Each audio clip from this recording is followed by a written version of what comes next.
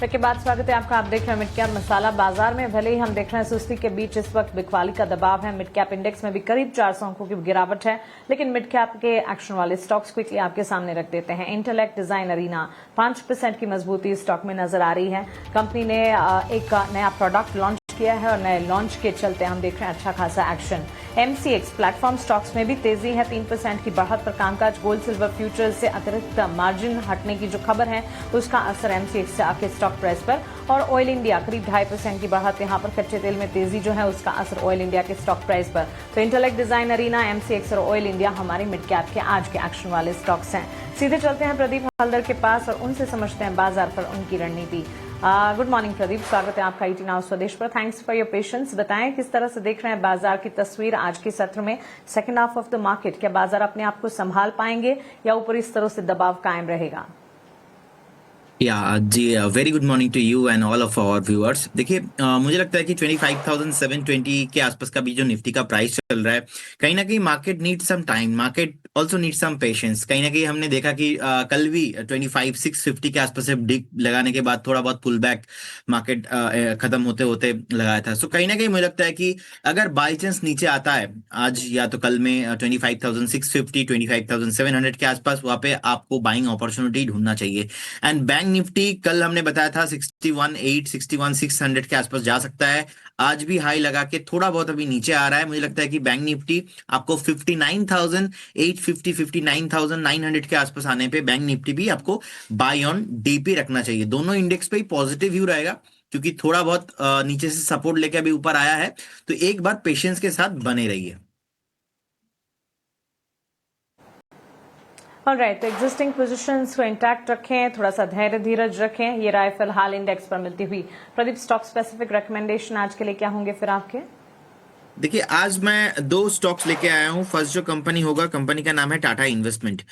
मुझे लगता है कि टाटा इन्वेस्टमेंट पे जिस तरीके का एक बेस फॉर्मेशन हुआ है और जिस तरीके का वॉल्यूम बेस्ड बाइंग चल रहा है, आपको बाई करना चाहिए टाटा इन्वेस्टमेंट। टाटा इन्वेस्टमेंट अभी 722 के आसपास का प्राइस चल रहा है।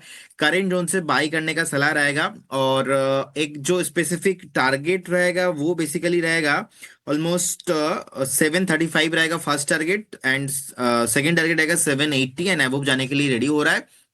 एक स्टॉप लॉस आपको 685 में आपको मेंटेन करना है। तो टाटा इन्वेस्टमेंट करेंट जोन से बाय करने का सलाह रहेगा। सेकंड कॉल रहेगा चेन्नई पेट्रो। चेन्नई पेट्रो अभी 921 के रेंज पे चल रहा है। चेन्नई पेट्रो में भी अच्छा खासा बेस फॉर्मेशन हुआ है, एंड जिस तरीके का बेस फॉर्मेशन होने के बाद जो recently 5 exponential moving average price है और जो एमएसीडी है वो भी पॉजिटिव हुआ है। मुझे लगता है कि चेन्नई पेट्रो खरीदना चाहिए। पहला टारगेट यहाँ पे 945 and second target 975 and above आपको आते हुए दिखाई देंगे। एक स्टॉप लॉस आप 878 पे मेंटेन कीजिए, एंड दोनों स्टॉक्स पे ही आपका व्यू एक बार मिनिमम 4 से 5 दिन 6 दिन आप लेके चलिए। एंड डिस्क्लेमर देना चाहूंगा, कोई भी स्टॉक्स में हमारा कुछ भी पोजीशन नहीं है, no conflict of interest. Alright, तो चलिए ये ट्रेडिंग आइडियाज प्रदीप हल्दर की तरफ से इस वक्त आप अपने स्क्रीन पर देख रहे हैं। चेन्नई पेट्रो 945 पहला इलेक्शन, 975 तक भी जा सकता है। 878 का स्टॉप लॉस आपको मेंटेन करना चाहिए। आईटी सेक्टर में काफी वॉलेटाइल क्यूज इस वक्त प्रदीप मिल रहे हैं। गिरावट, उसके बाद तेजी, वापस से गिरावट का दौर, और यहाँ वापस आज के सत्र में आईटी सेक्टर परफॉर्म कर रहे हैं। क्या कोई कन्विक्शन है मिड कैप आईटी प्लेज में, या फिर इस स्पेस को अभी फिलहाल के लिए आप वॉच लिस्ट में रखना चाह रहे हैं? इन दिनों एआई को लेकर खबरें काफी हद तक तूल पकड़ रही है और आए दिन हम नए डेवलपमेंट्स देख रहे हैं वहां पर। नीचे आया है, इतना टाइम तो नीचे नहीं रहने वाला। निफ्टी आईटी ओवरऑल इंडेक्स अगर देखेंगे 32,870 के आसपास का भी निफ्टी ओवरऑल आईटी इंडेक्स चल रहा है। लास्ट टाइम भी हमने देखा 31,500 31,000 के रेंज पे एक बेस फॉर्मेशन हुआ है। टॉप भी बना के आया था ऑलमोस्ट 45-46,000 के रेंज पे। तो बहुत टाइम से ही ऑलमोस्ट 32 से 39,000 के रेंज पे घूम रहा था। रिसेंटली थोड़ा जितने भी क्रैकडाउन आया है, मुझे लगता है कि अभी किसी को शॉर्ट नहीं करना चाहिए। यहाँ से एक पुल बैक, एक बाउंस डेफिनेटली पॉसिबल है, लेकिन जब रिकवरी होता है, फर्स्ट रिकवरी लार्ज कैप में ही पॉसिबल है, उसके बाद मिड कैप में पॉसिबल होगा। तो मुझे लगता है कि टीसीएस एंड इन्फोसिस जैसे स्टॉक्स आपके रडार पे रखना चाहिए। पहला रिकवरी यहाँ पे आपको आते हुए दिखाई देंगे, उसके बाद छोटे मोटे जितने भी स्टॉक्स आईटी रिलेटेड है उसमें रिकवरी पॉसिबल है। लेकिन अगर आपका व्यू स्विंग ट्रेड है तो आप आइए, लेकिन आपका अगर व्यू इन्वेस्टमेंट है तो मुझे लगता है कि अभी भी 2-3 महीना यहाँ पे थोड़ा बहुत कंसोलिडेशन रेंज के अंदर फंसा रहेगा, तो आपको इग्नोर ही करना चाहिए। ठीक है, प्लेटफॉर्म स्टॉक्स पर क्विकली एक टेक आपसे जानना चाहेंगे। कल काफी तेजी थी बीएसई लिमिटेड में, आज टैंक डाउन होता दिखा है, लेकिन on the flip side MCX के स्टॉक प्राइस में अच्छी खासी बढ़त के बीच कामकाज नजर आया है। गोल्ड सिल्वर फ्यूचर्स से एक्स्ट्रा मार्जिन्स के हटने की जो खबर है उसका असर तो है ही, लेकिन टेक्निकली कोई टेक्स इस पर बन रहे हैं फिलहाल? देखिए बीएससी मुझे लगता है कि अभी भी आपको थोड़ा नीचे मिलेंगे। 2580 तक एक सपोर्ट है, वहां पे एक फेयर वैल्यूएशन हो सकता है, लेकिन पोजीशंस आपको लॉन्ग पे रखना चाहिए। एक बार प्रॉफिट बुकिंग 3400 3500 से पहले तो बिल्कुल नहीं करना चाहिए। वहां पे मैं देख रहा हूं आपको बीएससी आते हुए दिखाई देंगे। MCX continuously higher high formation है, जिस तरीके का चार्ट है मुझे लगता है कि अगेन 2600 और उसके बाद ऑल टाइम हाई एक बार फिर से एमसीएक्स में आपको आते हुए दिखाई देंगे। तो बिल्कुल पोजीशन अगर किसी के पास है तो मेंटेन रखिए, बने रहिए। ऑलराइट, पोजीशन को इंटैक्ट रखिए, राय फिलहाल हमें मिलती हुई। प्रदीप, शुक्रिया हमारे साथ जुड़ने के लिए, सवालों के जवाब देने के लिए, बाजार और साथ ही आपकी स्टॉक स्पेसिफिक राय हमारे बीच रखने के लिए। इसी के साथ मिड कैप मसाला को हम यहीं समेटने जा रहे हैं, लेकिन 18 आवर्स स्वदेश और मार्केट का एक्शन लगातार जारी है। आप बने रहें हमारे साथ। नमस्कार।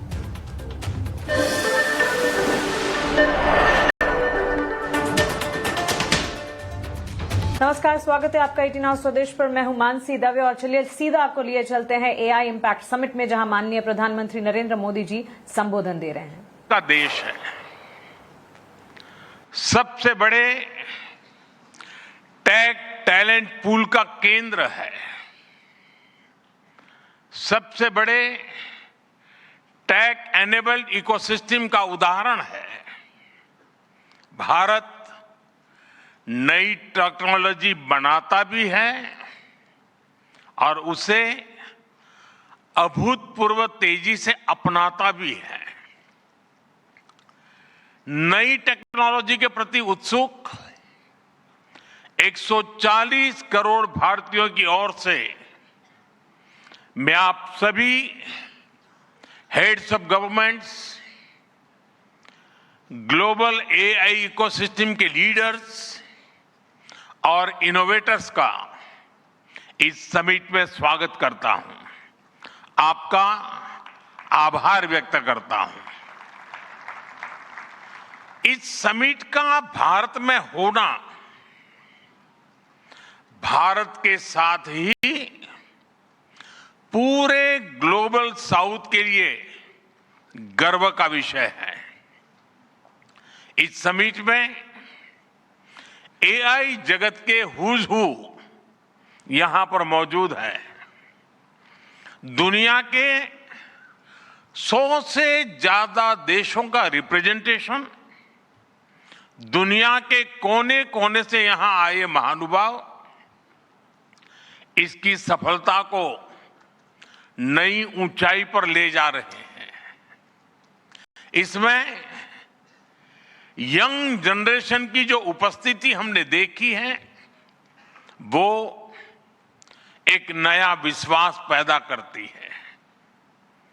आमतौर पर नई टेक्नोलॉजी को लेकर कुछ लोगों में शुरुआती में संदेह होता है, लेकिन जिस तेजी और भरोसे के साथ दुनिया की युवा पीढ़ी एआई को स्वीकार कर रही है, उसकी ओनरशिप ले रही है,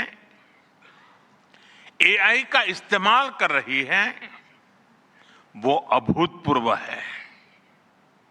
यहां एआई समिट की एग्जीबिशन को लेकर भी बहुत उत्साह रहा है। खासकर यंग टैलेंट बहुत बड़ी संख्या में आया है।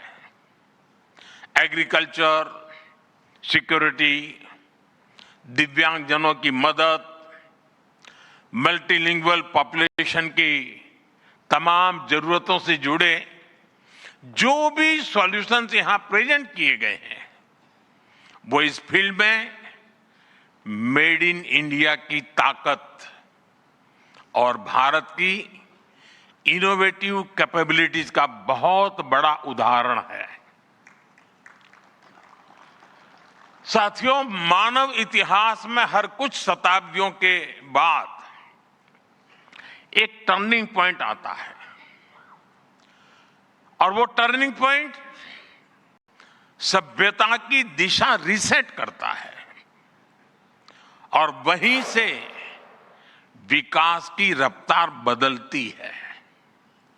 सोचने, समझने और काम करने के पैराडाइम बदलते हैं और दिलचस्प बात यह है, जब हम ट्रांसफॉर्मेशन के उस दौर में होते हैं तब उसके वास्तविक इंपैक्ट का अंदाजा भी नहीं होता। जब पत्थरों से पहली बार स्पार्क निकला, किसी ने नहीं सोचा था कि वही चिंगारी सिविलाइजेशनल की फाउंडेशन बनेगी। जब बोली को पहली बार लिपि में बदला गया, किसी ने नहीं जाना था कि रिटन नॉलेज फ्यूचर सिस्टम की बैकबोन बनेगी। जब पहली बार सिग्नल्स को वायरलेस ट्रांसमिट किया गया, किसी ने कल्पना नहीं की थी कि एक दिन पूरी दुनिया रियल टाइम में कनेक्ट होगी। साथियों, आर्टिफिशियल इंटेलिजेंस मानव इतिहास का ऐसा ही ट्रांसफॉर्मेशन है। आज जो हम देख रहे हैं, जो प्रिडिक्ट कर रहे हैं, वो इसके इंपैक्ट का सिर्फ प्रारंभिक संकेत है। एआई मशीनों को इंटेलिजेंट बना रही है, लेकिन उससे भी अधिक मानव सामर्थ्य को कई गुना बढ़ा रही है। अंतर सिर्फ एक है, इस बार स्पीड भी अभूतपूर्व है और स्केल भी अप्रत्याशित है। पहले टेक्नोलॉजी का इंपैक्ट दिखने में दशकों लगते थे। आज मशीन लर्निंग से लर्निंग मशीन तक का सफर तेज भी है, गहरा भी है, व्यापक भी है। इसलिए हमें विजन भी बड़ा रखना है और जिम्मेदारी भी उतनी ही बड़ी निभानी है। वर्तमान पीढ़ी के साथ ही हमें इस बात की भी चिंता करनी है कि आने वाली पीढ़ियों के हाथों में हम एआई का क्या स्वरूप सौंप कर जाएंगे।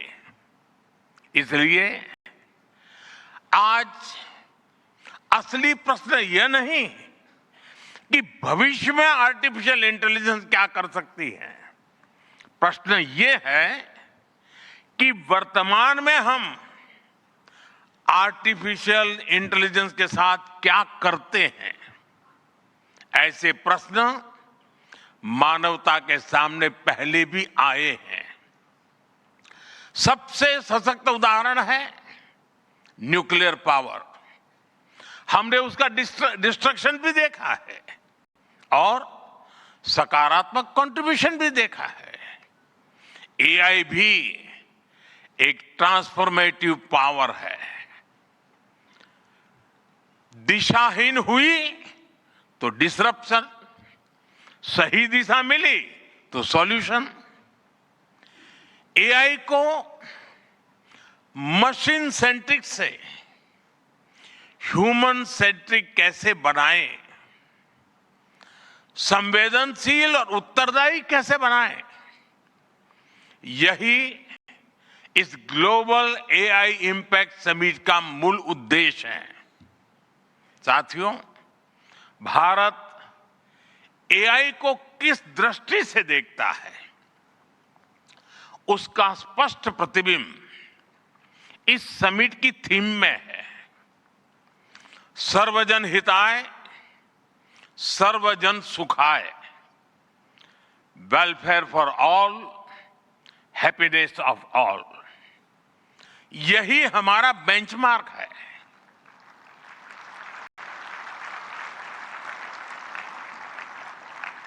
एआई के लिए इंसान सिर्फ डेटा पॉइंट न बन जाए, इंसान सिर्फ रॉ मटेरियल तक सीमित न रह जाए, इसलिए एआई को डेमोक्रेटाइज करना होगा। इसे इंक्लूजन और एम्पावरमेंट का माध्यम बनाना होगा और विशेष रूप से ग्लोबल साउथ में। साथियों, हमें एआई को ओपन स्काई भी देना है और कमांड भी अपने हाथ में रखना है। जैसे जीपीएस होता है, जीपीएस हमें रास्ता सुझाता है, लेकिन हमें किस डायरेक्शन में जाना है इसकी फाइनल कॉल हमारी ही होती है। आज हम एआई को जिस दिशा में लेकर जाएंगे वैसा ही हमारा भविष्य तय होगा।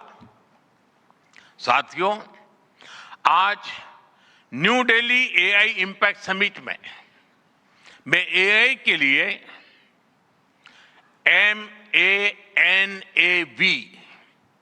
MANAV मानव विजन प्रस्तुत करता हूं। मानव का अर्थ होता है ह्यूमन और मानव विजन कहता है M moral and ethical systems, यानी एआई एथिकल गाइडेंस पर आधारित हो। A अकाउंटेबल गवर्नेंस, यानी transparent rules, robust oversight. N national sovereignty, यानी जिसका डेटा उसका अधिकार। A एक्सेसिबल एंड इंक्लूसिव, यानी एआई मोनोपोली नहीं, मल्टीप्लायर बने। V वैलिड एंड लेजिटिमेट, यानी एआई लॉफुल और वेरीफाइबल हो। भारत का ये मानव विजन 21वीं सदी की एआई आधारित दुनिया में मानवता के कल्याण की अहम कड़ी बनेगा। साथियों, दशकों पहले जब इंटरनेट की शुरुआत हुई तो कोई सोच भी नहीं पाता था कि इससे कितनी जॉब्स बनेगी। यही बात एआई में है। आज कल्पना करना मुश्किल है कि आने वाले समय इस फील्ड में किस तरह की जॉब पैदा होगी। एआई का future of work pre defined नहीं है। ये हमारे निर्णय पर, हमारे कोर्स ऑफ एक्शन पर निर्भर होगा। मैं समझता हूं हमारे लिए फ्यूचर ऑफ वर्क एक नई अपॉर्चुनिटी है। ये ह्यूमंस और इंटेलिजेंट सिस्टम्स के साथ मिलकर काम करने का युग है। We are entering an era where humans and intelligent systems co-create, co-work and co-evolve. AI हमारे काम को और अधिक स्मार्ट, एफिशिएंट और इंपैक्टफुल बनाएगा। एआई इम्पैक्ट समिट में माननीय प्रधानमंत्री नरेंद्र मोदी जी का संबोधन इस वक्त आप सुन रहे थे। भारत के युवा एआई का इस्तेमाल कर रहे हैं, वो अभूतपूर्व है, ये कहना है प्रधानमंत्री का। भारत की इनोवेटिव कैपेबिलिटीज की भी उन्होंने तारीफ की अपने संबोधन में। और भारत दुनिया की सबसे बड़ी युवा आबादी का देश है। नई तकनीक को लेकर काफी हद तक देश उत्सुक हैं और नई तकनीक के साथ साथ हम आगे भी बढ़ रहे हैं। एआई इम्पैक्ट समिट में कई देशों के प्रमुख भी शामिल रहे और गौरतलब है कि इस समिट में फ्रांस के राष्ट्रपति इमैनुअल मैक्रोन समेत 20 देशों के चीफ और साथ ही 500 से ज्यादा एआई लीडर्स भी शामिल हैं।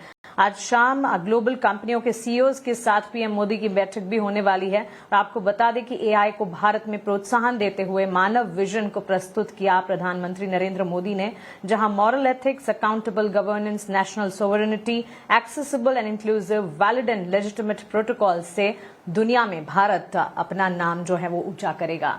फिलहाल मिड कैप मसाला में हमारे साथ हमारे मार्केट एक्सपर्ट प्रदीप भी जुड़े हैं। उनसे भी बातचीत करेंगे एक छोटे से ब्रेक के बाद मार्केट पर, उनसे उनकी स्ट्रैटेजी समझेंगे। आप बने रहेंगे।